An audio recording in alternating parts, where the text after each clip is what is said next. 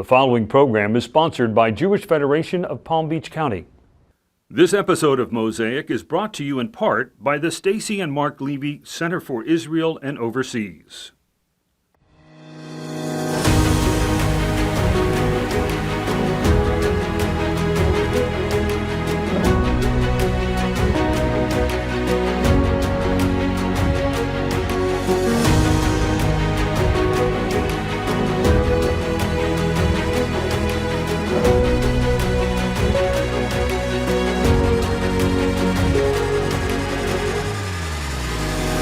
Welcome to our 45th season of Mosaic. I'm your host, Susan Shulman Pertnoy. Mosaic is Jewish Federation of Palm Beach County's weekly news magazine, exploring the most critical issues facing Jews here and around the world. For our final episode of our 45th season, we'll be talking to a special group of community leaders who decided to travel to Israel to see firsthand the aftermath of October 7th and the current state of affairs there. Their incredible experiences and insights are up next.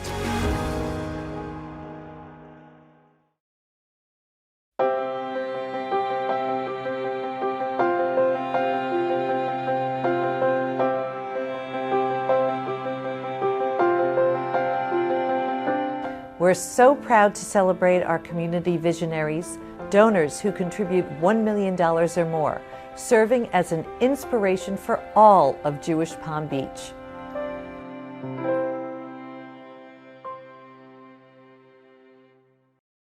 Welcome back. Today we have a very special show for you. I'm joined by three amazing community leaders who just returned from a Jewish Federation of Palm Beach County sponsored trip to Israel so they could bear witness firsthand of what's actually taking place on the ground. We have with us global philanthropist Julie Fisher Cummings, former County Commissioner of Palm Beach County Melissa McKinley, and the President and CEO of the Urban League, Patrick Franklin. Welcome to Mosaic. Thank you. Julie, I want to start with you. You convened a breakfast and you got this group together. What motivated you to do that? Well, in early November, I really felt called to go to Israel to really bear witness, as you said, to what was happening over there and to let them know that we hear them. And that trip was very instrumental in my understanding of what was happening and was very emotional too. But when I came back, I started talking to my friends, my colleagues in the community who run these amazing organizations like Patrick and Melissa, and talking to them about what the real narrative from the Israeli point of view was. And I got some interesting feedback, and I really felt like we needed to have a deeper conversation. So I convened a group of community leaders at my home in December, a small group. I wanted them to be able to really ask honest questions. And at that meeting, I realized that in order to really have a deep understanding of the context of what was occurring, that a trip to Israel would be wonderful. And the Federation, through their Anti-Semitism and Anti-Hatred Center, was willing to be a partner in that. And they helped facilitate and pay for these amazing community leaders to visit. Which is fantastic. And so, Melissa, let's start with you. Once this came together and the trip was organized, why did you decide to join on this trip? Well, I had attended Julie's breakfast and I realized how much I didn't know. And, I have friends and family that were asking me questions about both sides of this issue, and I wasn't able to explain it. I couldn't answer those questions, and I felt that if I had the opportunity to go and bear witness and see things firsthand for myself, I would be able to understand the issue a bit more, understand the situation, and provide better answers. I had been on campaign trails enough times in the past, and I sat down with organizations that showed me on a napkin or a piece of paper the history of the region, and you would remember it for a few minutes and then you would forget it. And being able to go there and see it firsthand, I no longer need those explanations on paper. I was able to see it. And so this was a wonderful opportunity to be able to do that with a great group of leaders. Patrick, how about you? Why did you choose to go to a war zone? That wasn't easy, but I had been offered this type of trip 20 years ago, and I turned it down because I just didn't have the time to go back then. But I said if I was ever offered that opportunity again, I would engage. And as an advocate for social justice and understanding, I wanted to get a better understanding of what was going on in the region also. But I had so many people that my kitchen cabinet, I would say, per se, that advised me not to go. And I got to a point where I stopped talking about it because I didn't want to hear the rhetoric. And I'm so glad I didn't listen to the naysayers, because it was a truly a trip that was engaging much more than I had expected or intended for it to be. Melissa, did you have any pushback when you told people that this is what you were going to do? Absolutely. And I think the most memorable pushback came from my dad. My dad always worries about me when I travel, and I have a habit of going to national parks and doing trails by myself with bears and mountain lions and all sorts of danger. And so my father said, I've never been more nervous about you taking a trip, which spoke volumes. And so he said, why are you doing this now? And I said, because people need to see the real story. I had the same exact conversation with my father the night before I left. It was his birthday. And as I was finished my conversation, he says, I just got to ask you something. Why are you going there? And I said, Dad, I'm committed to going. And he said the exact same thing. He says, I'm not too happy that you're doing that, because it's a war zone. Well, it's understandable. There are a lot of Jewish people that who were wondering why you would take this risk, because you're thousands of miles away and you don't realize what's going on over there. You just read terrible things on the news and see it. And I would say that I think it took a great deal of courage, faith, and trust of non-Jewish community leaders to do that. And I have the utmost respect and gratitude to them for doing that. Absolutely, as I do. As the trip grew closer to leaving, did you have any expectations of what you thought you were going to experience? I didn't. I wasn't prepared for the level of emotional response I had there when we were actually on the ground. Yeah.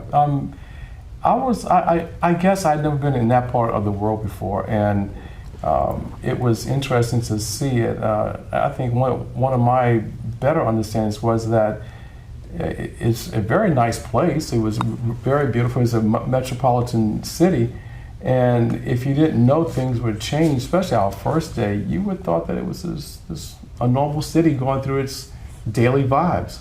And I think the second day caught my attention a little bit more. Well, we're going to talk about that after we have to take a quick break.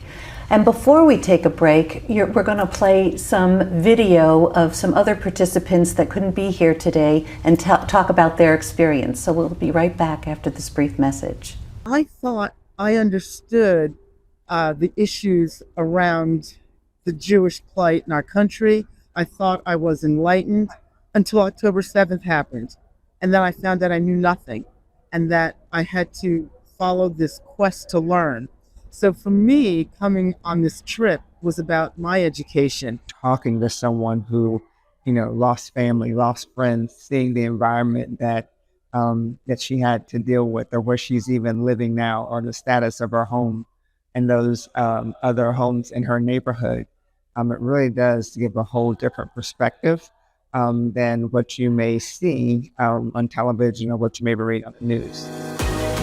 When we return, we'll hear more from our group of community leaders about their experiences in Israel. Stay with us.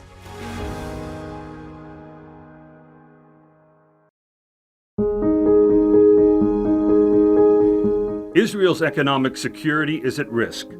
The October 7 terrorist massacre and Israel-Hamas war are having a disastrous effect on small businesses in Israel. Now there's a way for you to help safeguard the financial stability of millions of people. Visit jewishpb.org/loansdonate or scan this QR code to learn about Federation's Israel Emergency Relief Business Loan Program.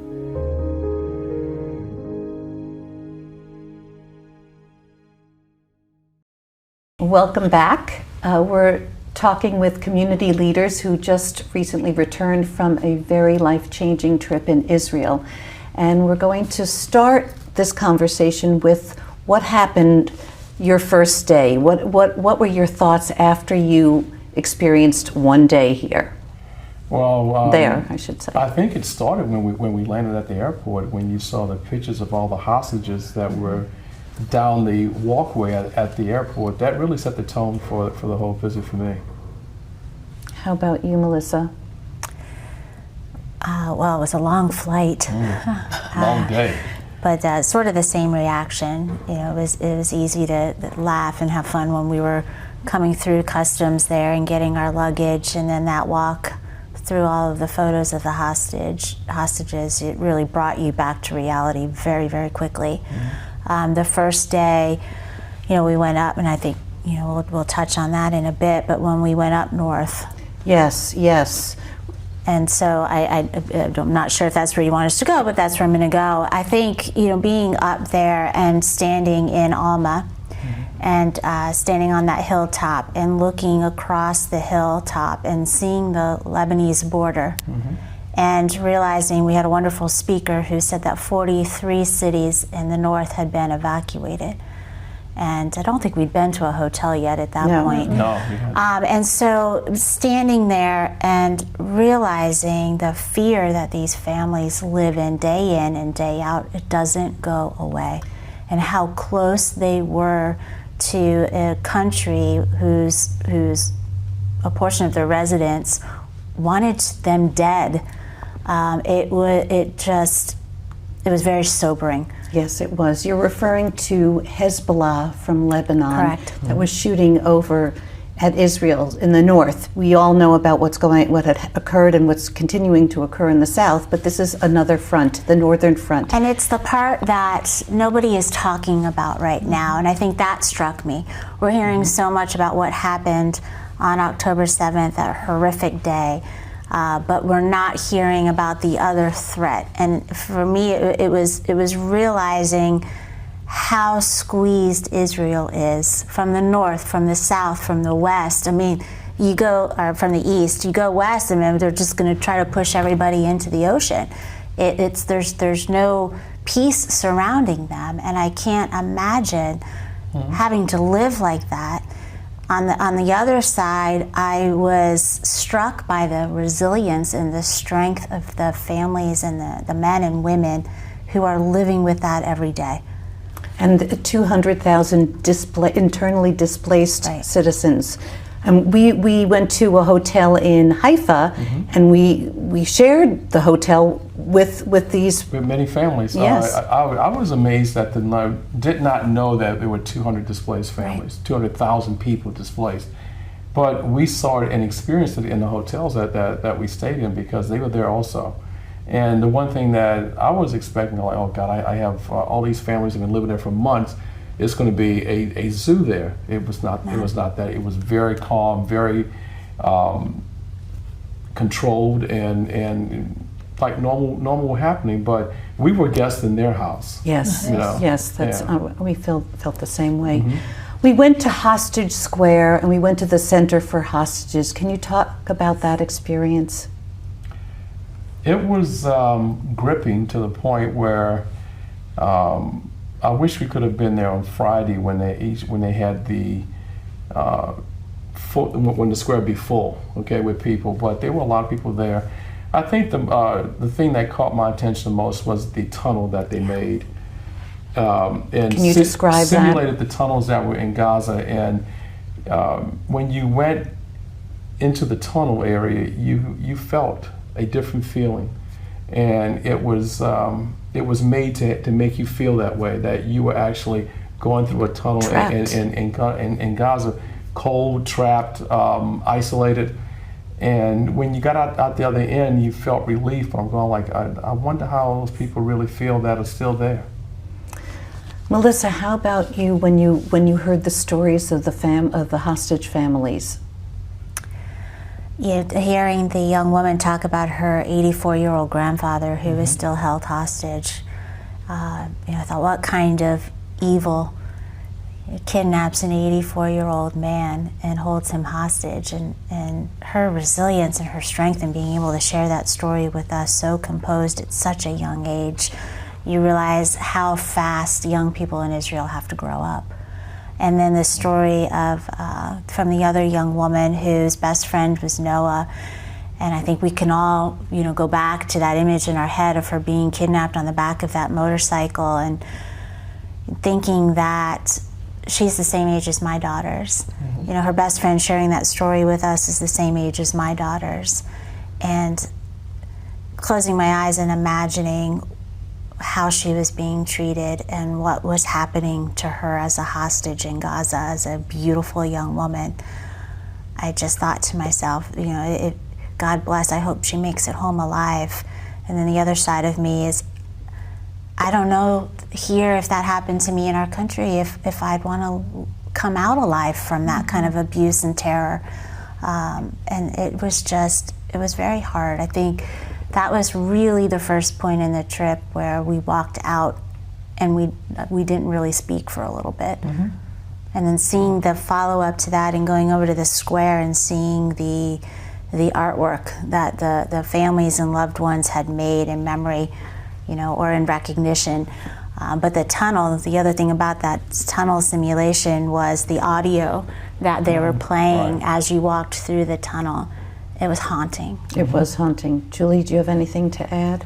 Yes, I think that experiential part of the trip was very important for us to put ourselves in the footsteps into the bodies of these people that are being held hostage. And I also was really amazed at this young woman whose grandmother and grandfather had both been kidnapped. The grandmother had been let go much earlier, and she was saying her grandmother had such spirit that she actually was telling off the Hamas terrorists. And the spirit of the people, they live with such pain and trauma, yet they have such hope too. Hope and resilience. Amazing, Yes. amazing. We have to take our last break. We're also going to show some more clips of others who were interviewed in Israel. We'll be right back after this brief message. We want to teach about humanity. We want to teach about what happens when hate goes unchecked. We want our adults to understand that. We want to start in kindergarten. We used to think that we can't start teaching this history until high school because it's just so traumatic. We need to start at a younger age. We need to start teaching our students from the beginning of school about acceptance and loving each other and respect. And that's something that our adults also need to practice and discuss.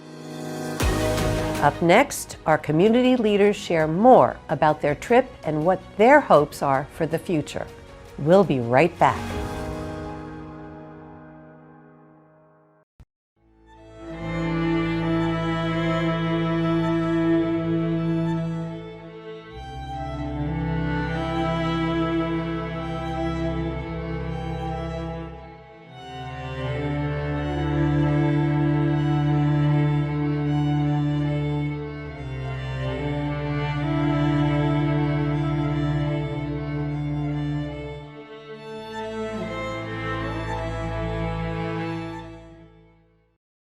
We're back talking with our community leaders about their life-changing experience in Israel. We went to Yad Vashem, which is the memorial for Holocaust victims. Would you like to share your feelings about that experience, Patrick? Yeah, I made a comment after we exited the museum, and it was telling to me that what was shown in the historical background of the late 30s, the mid to late 30s in Germany, in Poland, and around that region. The similarities of what is going on in this country today was very striking. It's like a warning sign. It is. Yeah. It is. Melissa? Yeah, I walked out of that experience angry that there's such a failure to recognize that history is beginning to repeat itself. And when you saw some of the displays and the video that they had there, and how Hitler indoctrinated the population. And we throw that word around in this country with such ease. And what is true indoctrination, versus what is political rhetoric indoctrination and the book bans and such, is a scary place to be when you water down what indoctrination really is. The other thing that really struck me was the number of IDF soldiers that were doing their training, and as part of their training, they have to walk through the museum or the memorial, and seeing them do that, I think that makes them a better soldier and a better servant to the state of Israel. And I felt really safe there, and I was encouraged seeing them learn the history of their country like that. Julie, do you have any? Well, yes, I would say what I noticed the most was the dehumanization of the Jews, and the ability, because they were dehumanized, for people to be able so easily to kill them. And I think that that's what's happening now with Hamas. They look at the Jewish people as less than human, and that's something that has to be eradicated. And that sort of similarity really struck me. Yeah. Yes. And also, that wasn't that long ago. No. Okay? No. That wasn't that long ago, and my parents were old enough to remember that, okay? And when you look at back society right now, like Melissa said, we're about to repeat history, and I hope not. We're living in a very frightening time, and to talk more about the dehumanization of people, we witnessed this. We went to Kfar Aza. That experience, I was nauseous from the experience. Please, that's where one of the major atrocities took place. Melissa. They say fear freezes you, and we were standing there, and the former soldier that we had with us, he told us keep moving, and at one point I had to tell my legs to move. It froze me. When we went down, we started at the front, we walked back, and as we got back there to where the Gaza border and the barbed wire fence was, the first set, once the Hamas crossed those gates and came in, the first set of small little sort of efficiency homes that were there, that were attacked first, were populated with young adults. And you saw the signs in front of each of those homes of the photo of the person who lived there. And either they'd been kidnapped or they'd been murdered. Those were all my kids' age. Right.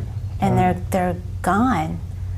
They're somewhere, or they're dead simply because they were Jewish and somebody wanted them dead. I just for that reason, I still can't get that image out of my head. The brutality, the brutality, the burned out structures, the mattresses pulled out in front of the homes, the photos of the people that were there. The devastation that was there. The horror. Right. I did not expect to be in that place. I don't think any of us expected that we would get that close. Right.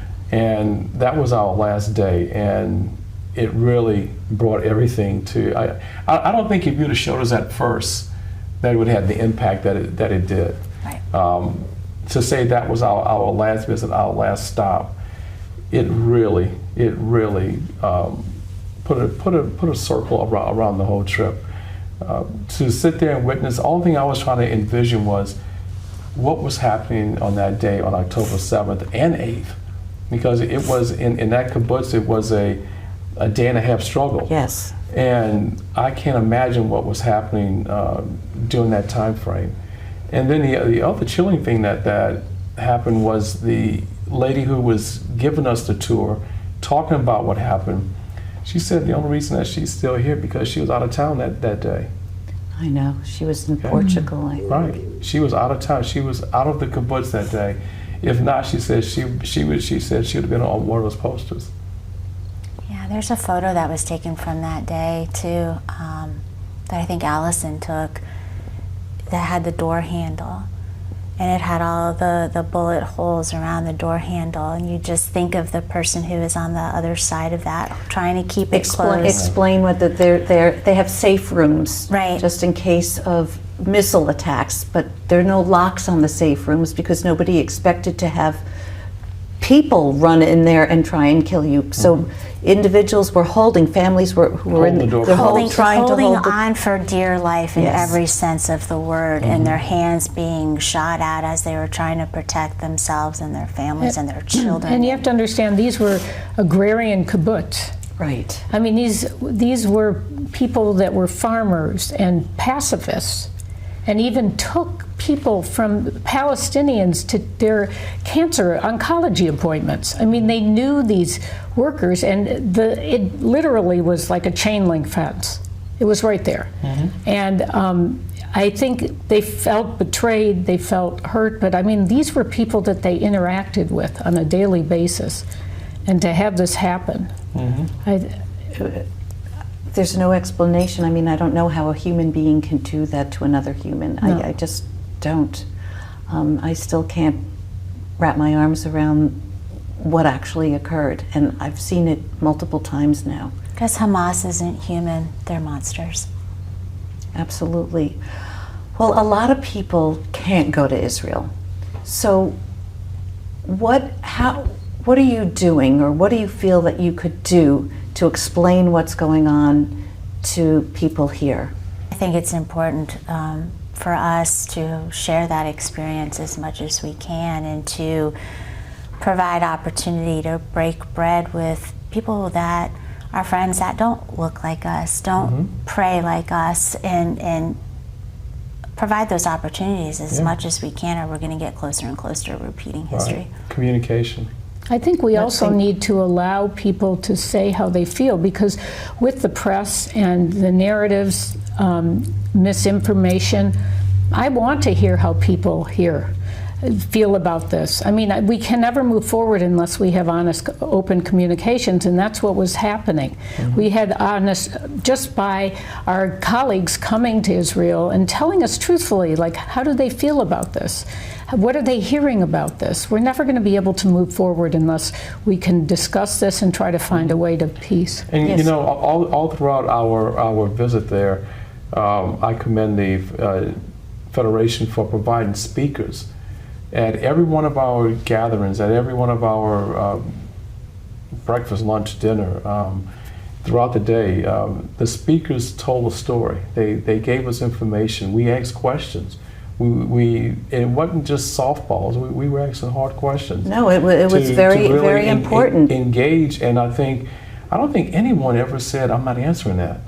Right. Okay, and I think that was very open for everyone.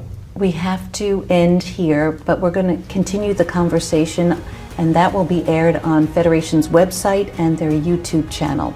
So thank you for joining us today. Goodbye from Mosaic.